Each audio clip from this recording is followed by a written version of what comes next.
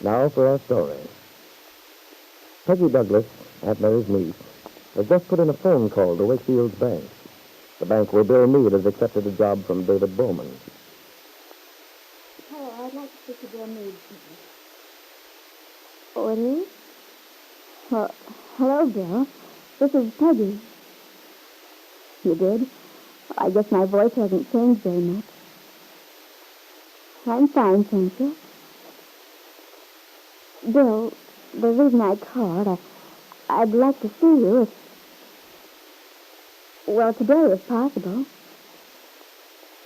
I'm in town at the drugstore. Oh, no, I don't think we'd better. Oh. Well, all right, if you like. You gotta be fine. I'll be there. Yes, Bill, I remember the place. Very well. Bye, Bill. The Brown Palace Hotel, please. 750. I hope next day I have to postpone our appointment. Hello, Nicholas Dorn, please. Maybe I could have asked Bill to meet me earlier, but bank doesn't close until... hello, Nick. This is Peggy. Well, something nice, I hope. Well, Nick, that's why I called. I wanted to tell you I'll be a little late. Would 6 o'clock be all right? Oh, just something. I'll tell you when I see you. All right. Thanks, Nick. 2 telephone calls made by Aunt Mary Lane's niece, Peggy. One to Nicholas Dorn, the man she's engaged to marry. And one to Bill Meade, the man she once loved, but who married Kit Calvert. Yes, she thought to herself, she was going to marry Nicholas, forget all about the past. As she hung up the receiver, Peggy had wondered vaguely at the urgency in Nick's voice. He seemed particularly anxious to see her. Peggy was only too right. Nicholas was anxious to see her. With thoughts far from the usual ones for a bridegroom-to-be, he'd been steeling himself for this appointment with Peggy. He had something very important to tell her. Now that she'd postponed her appointment for an hour, he was afraid of those extra 60 minutes, afraid he might lose his resolution. Needing something to occupy his time, he hurried down to the little cocktail lounge in the hotel. The girl he'd met there the last time he was in was sitting at the bar again. And still, Nicholas had no idea that she was Kit Meade. Oh, the mysterious stranger returned. Oh, hello. One meets the nicest people in bars these days, did you notice? How does one? Are things looking up for you since our last talk? Anything but. Oh, really? That's too bad. I thought maybe all your problems had melted away. Don't be deceived by this appearance of careless abandon. Conceals a heart weary and worn. Oh, dear me. Yeah, things have been going steadily downhill.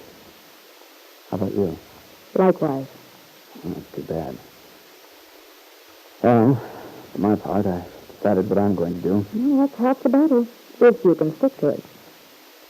What did you decide, or am I being too inquisitive? No, not at all. As it happens, you're the one who's responsible for my decision. I am? Mm-hmm.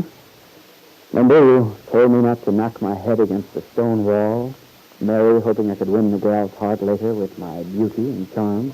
Yes, I remember. And I'll stand by it. Oh, decided you're right. Going to cancel the whole deal. Tell her it's no go. Just building up to it now. Little spiritual courage, you know? I see. Well, it's doubtless pretty hard on you, but I still think you'll come out better this way. I suppose so. It's rough going, really. I kept hoping, thinking it might pan out by some kind of magic. Yes, I know that side of it, too. But believe me, magic is not the answer. You're so right. Magic hasn't been very effective since the mystics like Merlin went out of business. Nothing's effective, my friend. You have to be realistic. You understand, of course, that I don't necessarily follow my own advice. Does anybody ever? You know, I still can't believe it. I thought I was such a smart guy. Had all the answers. And then, boom. Well, maybe we'll both be smarter next time. I'm pretty sure I will. I wouldn't want to make any rash promises at this point. Not even able to visualize the next time from where I sit. If I survive this, I think I'll become a hermit. Nicholas had a drink, but he didn't enjoy it. He was too keyed up. Kept glancing nervously at his watch. At last he excused himself, started for his room. Kip sighed, looked after him softly, wondering vaguely who his girl could be. There were so many new people in town since he'd been away. I'll take my check now, Tom. Well, it's all paid, Mrs. Meade. Mr. Dorn took care of it. Oh? Wait a minute. What did you say his name was? Mr. Dorn. That writer from Hollywood. I thought you knew him. Dorn? Nicholas? Oh, well, sister, you certainly did it that time. Pardon me, Mrs. Meade? Oh, nothing, Tom. Nothing at all. I just found out what a great little fixer-upper I turned out to be. What a fool she'd been, Kip thought as she walked through the lobby, advising Nicholas Dorn not to marry Peggy, when it was the very thing she wished would happen. For then she could be sure that Bill and Peggy would never be able to reestablish the relationship they'd had originally, before she'd managed to split them up. At that same moment, the two young people Kip was so anxious to keep apart were meeting in a spot which had many memories for both of them. At the curve of the river on the edge of town. Bill had arrived first. I wonder what Peggy wants to tell me. Oh, I should hurry. Her voice was warm and friendly, more like it used to be before. Hello, Bill. Peggy. You're certainly prompt. Darcy. Good to see you.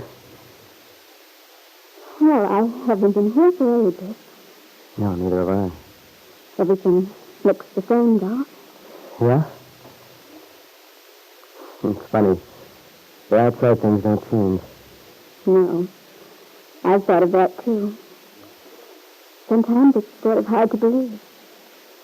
You go through so much, it seems as if the world would look different, too. Yeah. Remember how we used to sit here in the summertime? Yeah. It's always so cool. Even when it was sizzling in town. Mm-hmm. We used to talk about all the things we'd do someday. Remember? Yes, Bill, I remember. You said you wanted a little white house with bright red shutters. Yes, and you said you wanted a den with a fireplace in it.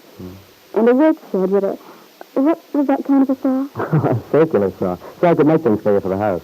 Yeah, that was it. And you wanted a circular driveway to come up to the front door. Yeah, and a tulip bed in the middle of the yard.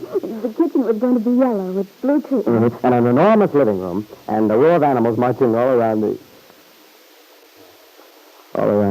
nursery walls. Goodness, weren't we crazy kids? But We weren't so ever... crazy. And it wasn't very long ago. Bill, the reason I wanted to see you today... Yeah?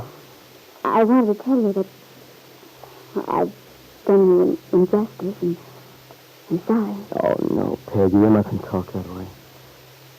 Well, I understood how you felt. Oh, but I've been so mean and inconsiderate. Well, I had it coming to me. No, you didn't, Bill. Mary was right all the time. I just didn't want to admit it. I was bitter. You had a right to be. The way things looked, naturally you thought I was pretty much the heel. But since Kip came back and everything was explained, I'm very ashamed of the way I treated you that morning you came out to the phone. Oh, don't worry about it, Peggy. It's water under the bridge now. But it does make me awful happy to know that you don't hold it against me anymore. The way you acted, I was sure you hated me. I always would. I admit that made me feel pretty low. I know, Bill. That's what I wanted to tell you. I don't hate you at all. The hurt, the bitterness, it's all gone now. My feelings have changed completely. Peggy,